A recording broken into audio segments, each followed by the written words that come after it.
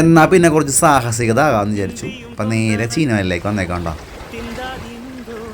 നമ്മളെ മൊനമ്പം ബീച്ചിലാണ്. അപ്പോൾ നമ്മളിവിടെ ഒരു ചേട്ടൻ മറ്റേ ചീനവല പിടിക്കുന്നുണ്ട് കേട്ടോ. അതൊന്ന് കാണാം, ചീനവലയുടെ മീനും മറ്റു കാര്യങ്ങളൊക്കെ പിടിക്കുന്ന കാഴ്ച കേട്ടോ. അതെ, ബാക്കിലാണ്. അടിപൊളി കാഴ്ച ഉണ്ടോ, നോക്കാം എങ്ങനെയാണ്. ഇത് സബാസ്റ്റ്യൻ്റെ സ്വന്തം ചീനവലയാണ്. അപ്പോൾ പുള്ളി ഒരുപാട് കാലമായിട്ട് ഈ ഒരു മത്സ്യബന്ധനവും കാര്യങ്ങളായിട്ട് പോകുന്നത്. മറ്റേ മോട്ടറാണ് കേട്ടോ. ഇപ്പോഴും കൊച്ചിയിൽ മറ്റേ സംഭവം തന്നെ ഈ കല്ല് കെട്ടി വലിക്കണം, ആരൊക്കെ പോകുമ്പോൾ കാണാറുണ്ട്. ഇതിലെ പോയവർക്കൊക്കെ അറിയാട്ടാ, ഇത്ര റിസ്ക് പിടിച്ച പരിപാടിയാണ്. ആകെ ഒരു ചെറിയ കയറുണ്ടാവുള്ളൂ, നോക്കിയില്ലെങ്കിൽ വെള്ളത്തിൽ കിടക്കോട്ട. അപ്പോൾ ആ ചേട്ടൻ നല്ല മനസ്സുകൊണ്ടാണ് നമ്മൾ അതിൻ്റെ ഉള്ളിൽ കയറാൻ പറ്റിയത്. അല്ലെങ്കിൽ അങ്ങനെ ആരെയൊന്നും പെട്ടെന്നൊന്നും പിടിച്ച ഒരു ഉള്ളിലേക്കൊന്നും കയറ്റത്തില്ല കേട്ടോ. കാരണം അവർക്കും ഇതൊരു റിസ്ക് പരിപാടിയാണ്. ഇതിപ്പോൾ കിട്ടിയ നല്ല ഫ്രഷ് മീനാണ്ടാ സബാസ്റ്റ്യൻ്റെ കയ്യിലിരിക്കണം. നല്ല ചീനവല മത്സ്യം വേണ്ടവരെ നേരെ മൊനമ്പത്തോട്ട് പോകുന്നു കേട്ടോ. ചേട്ടൻ രാവിലെ തൊട്ട് വൈകിട്ട് വരെ ഉണ്ടാവും. അപ്പം നല്ല പെടക്കണം, നല്ല ഫ്രഷ് മീൻ നല്ല ആദായത്തിൽ വാങ്ങാൻ പറ്റും കേട്ടോ. അപ്പം എല്ലാവരും വന്നോളൂ കേട്ടോ.